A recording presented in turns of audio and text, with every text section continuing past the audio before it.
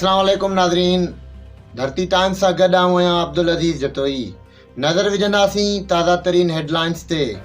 कश्मोर मां मेराब सिंधी जी ख़बर शामिल कंदासीं। नाइच ॻोठ कश्मोर जे रहवासी मुनीर अहमद नाइच खां इंडस हाईवे रोड ते कश्मोर शाहीन पब्लिक स्कूल जी भरिसां मोटरसाइकिल सवार 4 मुड़सनि हथियारनि जे ज़ोर ते नक़द रक़म 2 लख ऐं मोबाइल फ़ोन फुर करे फ़रार थी विया।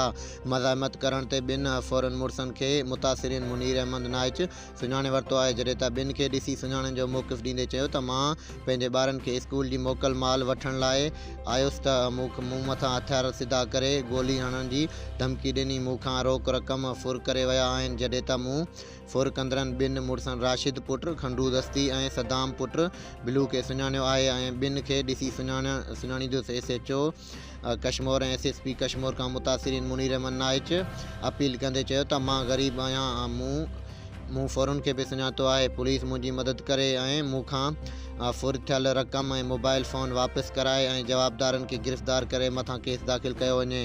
मसलो इहो आहे जो असां तक़रीबन 1:30 बजे असांजा नंढड़ा पढ़ंदा आहिनि शाहीन स्कूल कश्मोर में। असां मेन रोड ते स्कूल जे नंढनि खे खणण जे लाइ जीअं पहुतासीं त 2 नामालूम मोटरसाइकिल स्पीड सां मुंहिंजी कढ आई, मुंहिंजे अची करे साम्हूं धिको ॾेई लत हणी करे मुंहिंजी जेब में 2 लख रुपया रोक रक़म मोबाइल मूंखे ज़ख़्मी शदीद ज़ख़्मी कयूं। उते CCTV बि मौजूदु आहे पंहिंजो शाहीन स्कूल वटि, वधीक उतां तव्हांखे वेरीफाई थी वेंदी। तुंहिंजो नालो छा आहे? तव्हां काथे नालो मुनीर अहमद नाइच आहे। मुंहिंजो गुड्स ट्रांसपोर्ट आहे हिते कश्मोर में। माण्हू मां 2 सुञाता आहिनि, दश्ती आहिनि। हिकिड़ो जेको आहे त राशिद अली पुट खंडू दश्ती, ॿियो जेको आहे त सदाम पुट बिलो दश्ती। इन्हनि सां तव्हांजी कोई दुश्मनी ॿ ॼणा मां नामालूम आहिनि, उन्हनि खे बुट लॻायो थोरो अॻिना थी बीठा हुया। इंशाल्लाह असां उन्हनि जी बि कोशिशि में आहियूं, उन्हनि खे बि सुञाणींदासीं। अदा इहो त कहिड़ी जॻह ते वारदात थी आहे? शाहीन स्कूल जे मेन गेट जे अॻियां सर। अच्छा, पहिरें को तव्हांजो हिननि सां को विढ़ांद वग़ैरह दश्ती सां असांजो कोई बि चक्कर न आहे।